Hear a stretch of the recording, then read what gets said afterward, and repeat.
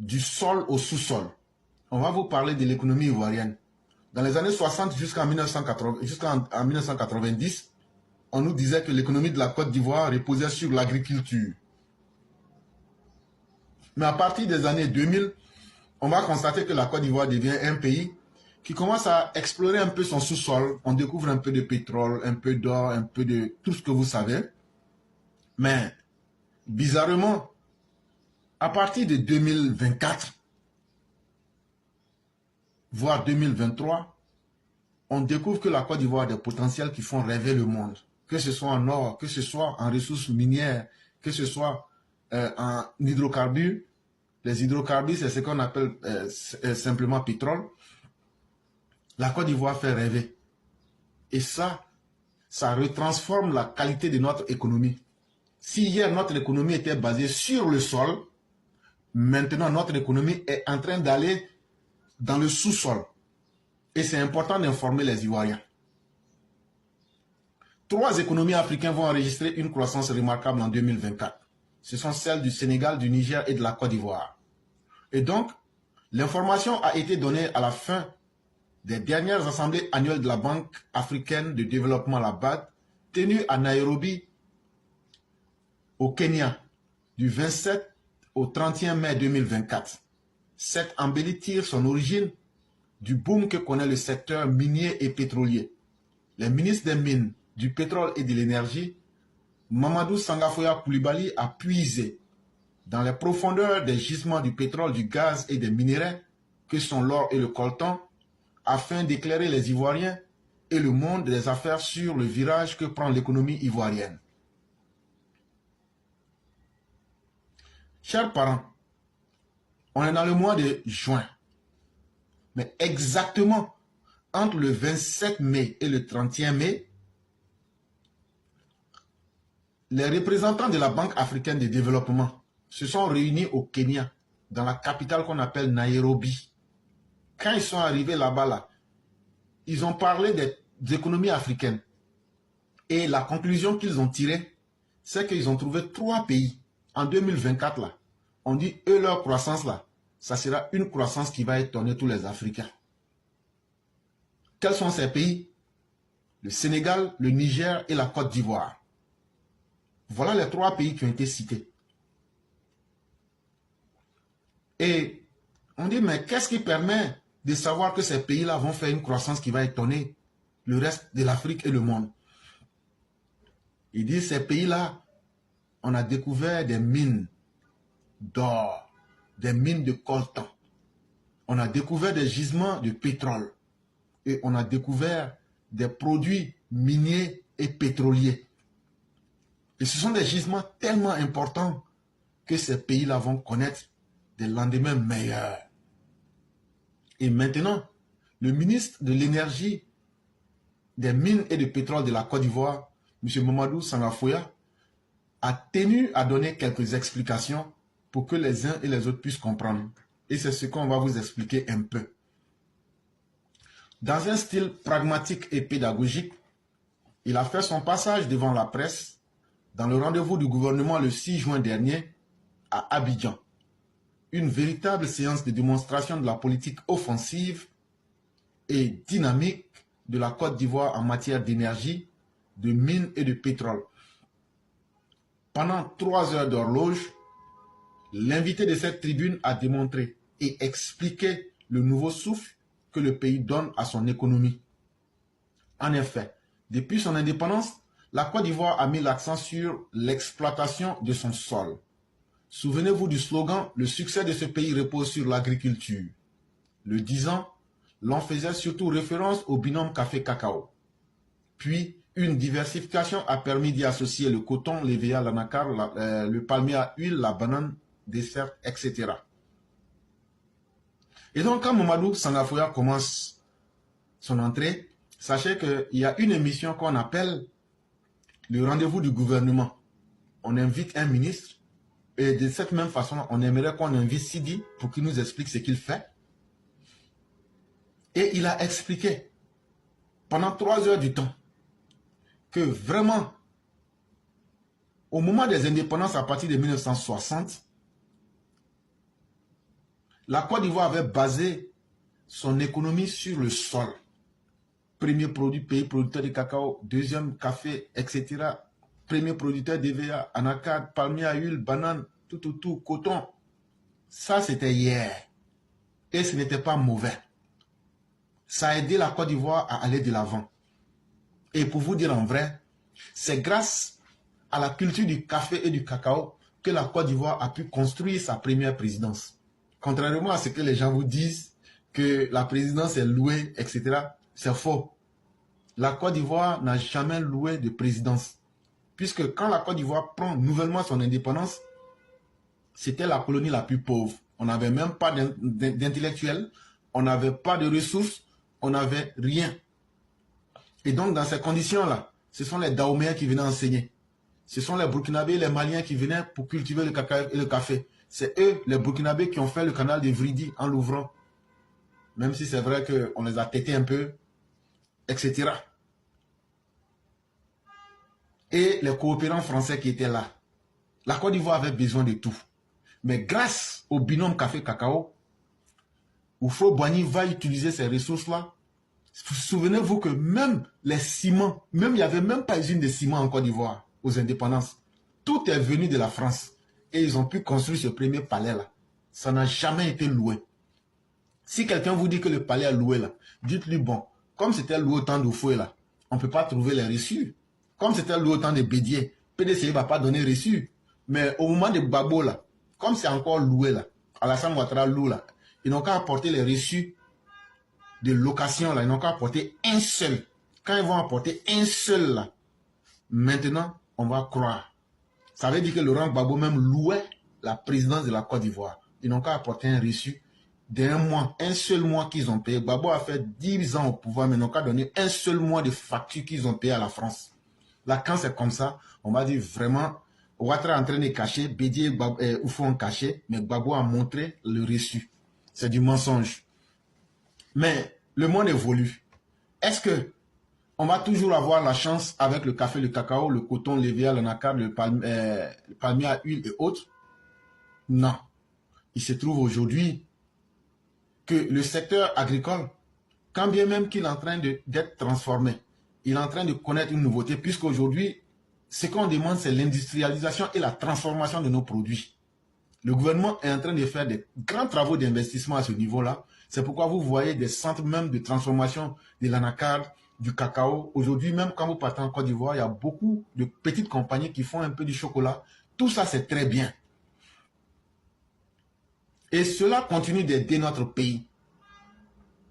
Mais, est-ce que c'est suffisant? Parce que les terres exploitables même, les terres qu'on pouvait prendre aujourd'hui pour faire l'agriculture, sont en train de manquer.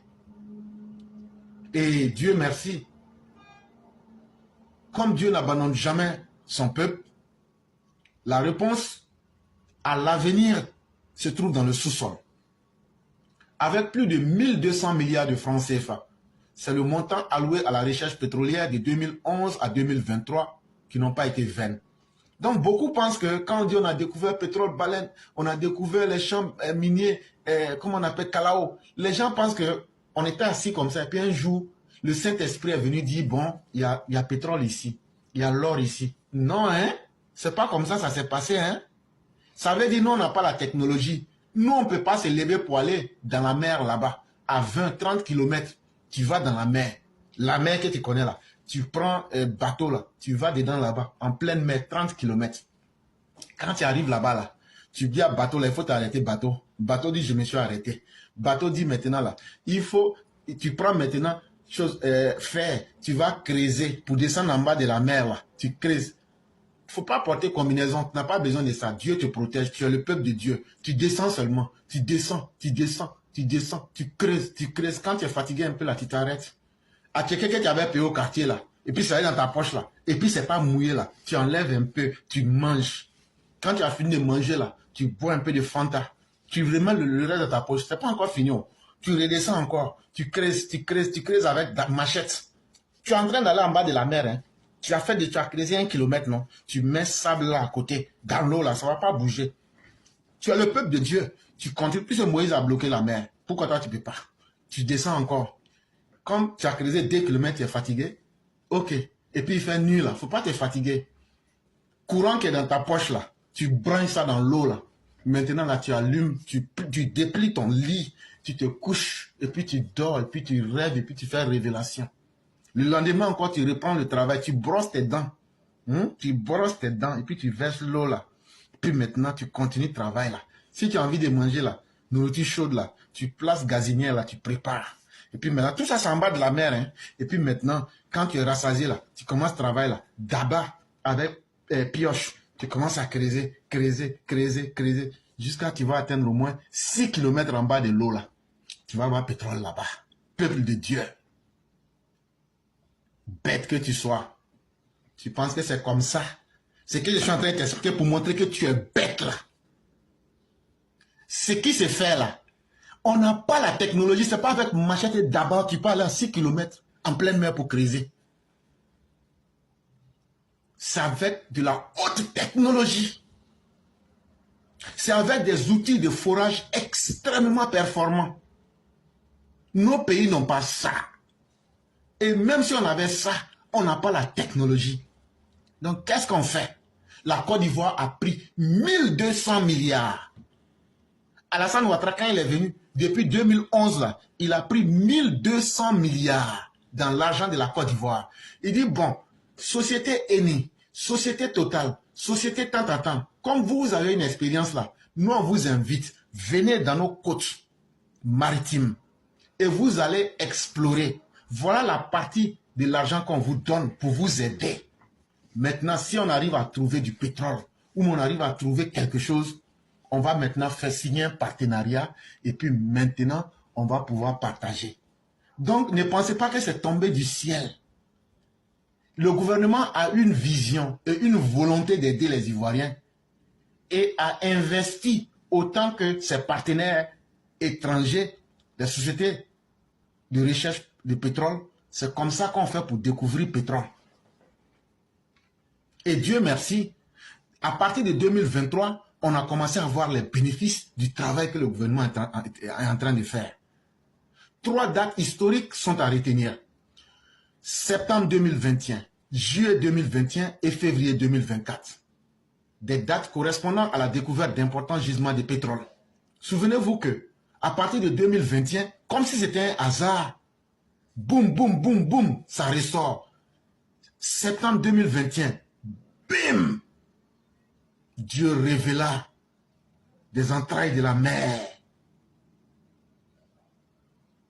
le pétrole. Juillet 2022, pétrole dit je suis là, prenez-moi. Février 2024, Dieu dit je t'ai béni mon peuple. Voilà ça, il faut prendre, tu vas partir. Gisement Kalao, gisement Baleine, etc., etc. Ces nouveaux gisements sont évalués à 6 milliards de barils de pétrole brut.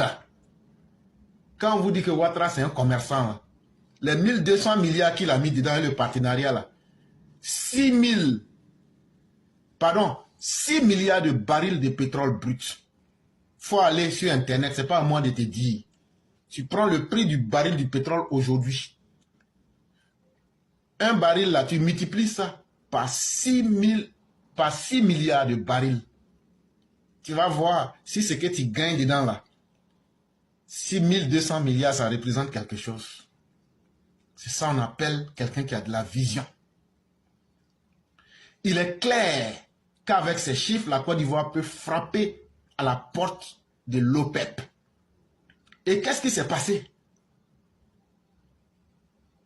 Dès qu'on a fait cette découverte-là, la Côte d'Ivoire aujourd'hui peut dire Dieu merci, on peut être parmi les pays exportateurs de pétrole. Notre nom va rentrer dans les pays qui vont exporter du pétrole.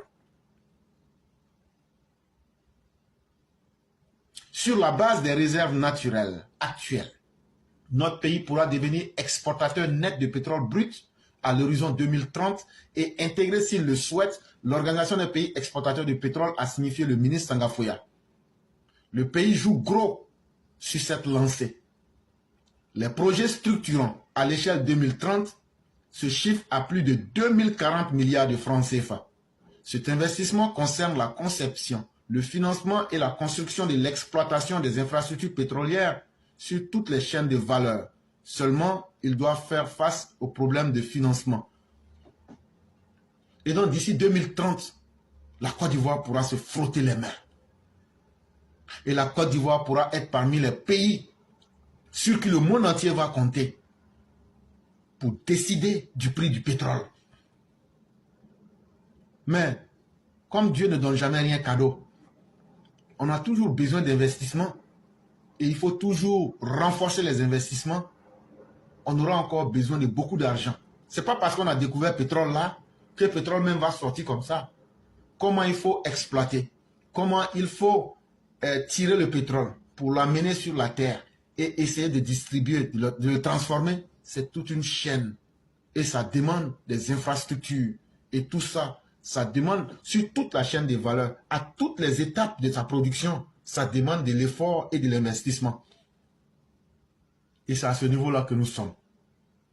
Il se trouve que les pays occidentaux, qui se sont pourtant développés à travers le charbon et le pétrole, sont aujourd'hui les pourfendeurs de l'énergie fossile, largement localisés dans les pays africains. Mais les Africains n'entendent pas rester les bras croisés. Effectivement, le monde a toujours été un défi. Chacun aura son modèle de développement et chacun se développera en fonction de ce qu'il a comme potentiel. Et ce n'est pas à nous, Africains, de nous laisser impressionner.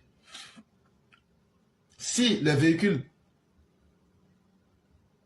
électriques peuvent bien marcher en Europe parce qu'ils ont les conditions de la route et autres, chez nous, nous allons utiliser le potentiel qui nous est donné pour essayer d'évoluer. À présent, toutes les rencontres internationales, ils se font entendre et s'organisent à propos. L'or noir apparaît comme la lumière qui va faire briller les économies africaines. En tout état de cause, la Côte d'Ivoire est déterminée à tirer tous les avantages de son sous-sol marin et terrestre. Et donc, lorsqu'on parle du sous-sol, sachez que en dehors du sous-sol marin, en dehors du sous-sol en bas de la mer, la terre où toi et puis moi on marche là, dans nos villages là, en bas là, dans la terre là, il y a l'or, il y a manganèse, il y a nickel, il y a coltan, il y a lithium. Quand on va t'expliquer là, tu ne peux pas comprendre. Par exemple, l'or et puis le lithium, on utilise ça dans vos téléphones. Alors, il ne faut pas aller casser ton téléphone pour dire, éclaireur m'a dit qu'il y a l'or dans mon téléphone. Oui, il y a l'or dans ton téléphone, mais c'est quantité minime. Il va falloir que tu casses au moins 30 portables pour avoir peut-être 1 gramme. Mais il y a l'or dedans. Il y a le lithium aussi dedans. C'est le lithium, batterie de ton téléphone là, c'est fait de lithium. C'est un matériel naturel qui peut conserver de l'énergie sur un long moment. Et etc. Ce sont aussi des minéraux qui ont été découverts en Côte d'Ivoire. Et les gisements qu'on a découverts, ce sont des gisements qui sont de grandes ampleurs. Et ce qui est intéressant, comme ça, c'est pas en mer là-bas, ça va créer des emplois et ça va permettre aussi, nous qui n'étions pas un pays qui exploitait son sous-sol, on va former des personnes dans les métiers des sous-sols, de la gestion des minéraux. On va mettre des investissements, former des personnes et elles vont aussi apporter leur expertise. Et donc, quand on regarde tout ça, ça démontre que maintenant, aujourd'hui, les Ivoiriens peuvent se frotter à de nouvelles compétences et à de nouvelles formations professionnelles. Acquérir et bonifier leurs connaissances dans des métiers qui jusque-là étaient restés au bas des activités classiques. Et vous allez voir dans nos universités, les métiers qui sont liés aux minéraux, aux sciences du sous-sol qui vont se développer. Les ministères des mines et autres là, ils vont avoir, il y a des enfants qui vont aller étudier ça. On va enseigner ça dans nos universités. Et ça va prendre de l'ampleur. Et c'est ça qui est important. À partir d'une vision, on arrive à créer plusieurs champs de compétences. Ça là, si tu n'es pas un président visionnaire, tu ne peux pas faire ça. En plus, les zones d'exploitation bénéficient d'externalités. Ce sont des routes, des réalisations sociales, des dispensaires des écoles, de l'aide au développement local qui s'imposent aux opérateurs. Mais ce qui est encore intéressant, quand on parle ici d'externalité, ça ne veut rien dire. Ça veut dire tous ceux qui sont des grandes compagnies qui vont venir s'installer à Kani, par exemple, là. On va demander aux populations de Kani, comme les gens veulent enlever votre or là, vous-même là, vous avez besoin de quoi ici dans votre région? On ne parlera pas d'un coin dans votre région. Les populations vont s'asseoir, on va prendre BIC, mettez Tefe Tiaou, c'est le seul intellectuel des gens de Kani. On dit mettez Tefe, viens dans ton village. Quand il arrive là, on dit il faut prendre BIC, mettez Tefe, prendre BIC. Il dit bon ici là, on a besoin de routes, on a besoin de dispensaires dans tel village, dans 10 villages, on a besoin de 20 écoles, on a besoin de tel nombre de routes. Parce que c'est notre or, vous allez enlever. Si vous ne gagnez pas bénéfice, là, vous n'allez pas venir. C'est à prendre ou à laisser. Ils disent, bon, on prend. Et puis ils font. On dit, bon, comme c'est comme ça, là, notre eau, là, on ne veut pas que ce soit pollué. On va discuter. Donc, quand on discute avec les grandes compagnies, on ne discute pas seulement de ce qui est visible, mais il faut discuter aussi de la santé de la population. Il ne faudrait pas que nos eaux soient polluées, il ne faudrait pas que notre air soit pollué, et il ne faudrait pas aussi que nos champs d'anacarde, nos champs pour nous nourrir soient mis en danger. Et c'est très important. Et ça sera fait et encadré par des comités locaux de développement. Ça veut dire, en collaboration avec l'État, les cadres des différentes régions, ça ne se fera pas dans le vide. Ce n'est pas Maracana de vacances pour dire que non, c'est dans Vrouvrou. Ça se fera et ça sera bien encadré. Les cadres seront là, les villageois même seront là, l'État même sera là, les entreprises qui veulent venir se passer seront là. Ce qui va se dire, on ne va pas cacher à quelqu'un. C'est comme ça qu'on gère un pays. L'économie ivoirienne prend ainsi son envol, en s'enracinant forcément dans un sous-sol béni, qui envoie un autre message au processus de développement du pays, celui de la diversification, mais surtout de l'espoir d'un avenir radieux. Et c'est ce qui pourra permettre, et c'est ce que nous souhaitons. Grâce à cela, les Ivoiriens vont pouvoir vivre mieux chez eux et pouvoir être à la hauteur des rendez-vous de l'histoire. C'est vraiment important, chers Ivoiriens. Ne négligez pas aujourd'hui les efforts que fait le gouvernement du docteur président Ouattara en termes de développement humain. Et ce ne sont pas des propos vides, ce n'est pas du flatou vossis quand les gens disent que la Côte d'Ivoire est sur la bonne voie. Mais cette Côte d'Ivoire qui est sur la bonne voie, c'est pour vous, les jeunes gens. C'est pour vous qui avez tout l'avenir devant vous. Mettez-vous au travail, formez-vous à n'importe quel secteur. Quand l'économie est diversifiée, vous aurez votre part. C'est un article qui était tiré de Fraternité Matin. Et puis bon, j'ai donné un peu quelques explications pour essayer de faire comprendre.